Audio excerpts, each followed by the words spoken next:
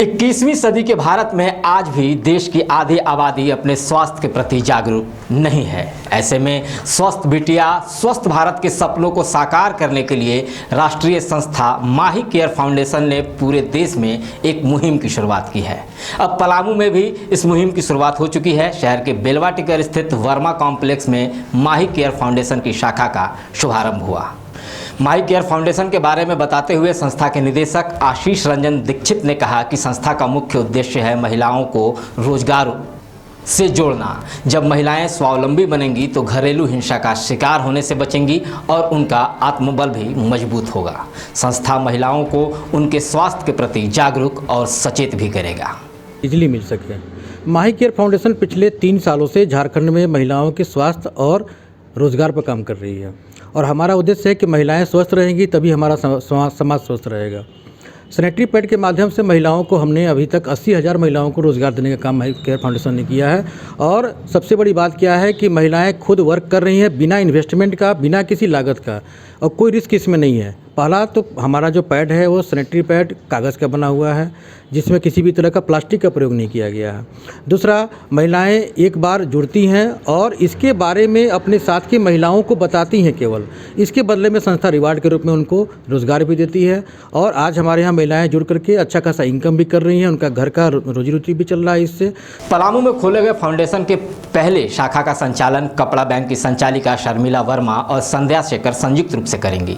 शर्मिला वर्मा पहले से ही सामाजिक कार्यों में बढ़ चढ़कर हिस्सेदारी निभा रही हैं और लॉकडाउन के दौरान जिला प्रशासन के साथ मिलकर सुदूर ग्रामीण क्षेत्रों में जाकर उन्होंने लड़कियों और महिलाओं के बीच निःशुल्क सैनिटरी पैड का भी वितरण किया है। उन्होंने कहा कि महिलाएं स्वस्थ होंगी तो देश स्वस्थ होगा और पलामू में यह शाखा स्वस्थ भारत, प्लास्टिक मुक्त भारत और स्वावलंबी महिला बनने के सपनों को साकार करेगी। क्यों ना कुछ ऐसा किया जाए कि महिलाओं को रोज़गार से जोड़ा जाए ताकि उस इनकम के जरिए वे स्वावलंबी बने और बहुत हद तक जो प्रताड़ना की शिकार होती हैं, आर्थिक शोषण का शिकार होती हैं, उससे वो उबर सकें। तो हम लोग आपस में विचार कर ही रहे थे कि ऐसा क्या किया जाए कि बहुत ज़्यादा लागत भी ना हो और कम खर्च में हम महिलाओं को कुछ रोज़गार दे सकें। तो हमारे आपस की डिस्कशन हो ही रही थी। उसी दौरान माही केयर के कार्यों को मैंने सोशल मीडिया पे देखा और उनकी जो उपाध्यक्ष हैं वो मुझसे जुड़ी हुई भी हैं फेसबुक पे। तो मुझे उन कार्यों को देखकर बड़ा अच्छा लगा कि गाँव-गाँव जाती हैं, महिलाओं को ऐड करती हैं और साथ ही जो प्लास्टिक मुक्त भारत की जो परिकल्पना है, जो बैनर में आपको दिख रहा है, वो मुझे बहुत अच्छा लगा। क्योंकि हमारी एक सामाजिक कार्यकर्ता होने के नाते यह भी जिम्मेवारी है कि हम अपने देश को, समाज को पर्यावरण मुक्त बनाएं। तो जो प्लास्टिक युक्त जो पैड होता है उससे हमारा पर्यावरण, हमारी मिट्टी प्रदूषित हो रही है और इसकी विशेषता है कि माही केयर की जो भी नैपकिन्स हैं, पैड्स हैं, वो कागज़ है उसमें।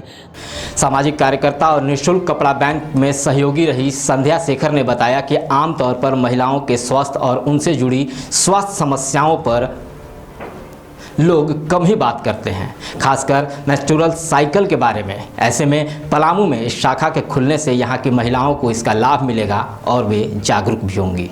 सबसे अच्छा इसका कॉन्सेप्ट तो ये है कि एक माहवारी ऐसा विषय है जिस पर कोई भी खुलकर चर्चा नहीं करता, उस पर बात नहीं करता। तो ये जो फाउंडेशन है ये ऐसा एक स्कीम ही रखा है कि आप लोग इस विषय पे पहले चर्चा करें, खुल के एक दूसरे से बात करें कि महामारी के दौरान अगर आप कपड़ा यूज कर रहे हैं तो आपको क्या नुकसान हो सकता है और सैनिटरी पैड से आपको क्या फ़ायदे हैं। तो जब चर्चा होंगी और मात्र जैसा कि सर ने बताया कि एक ही बार इसको ख़रीदना है तो सिर्फ 300 रुपये है इसका जो लागत चार्ज है, मात्र 300 रुपये है जो किसी के बजट में भी आसानी से आ सकता है।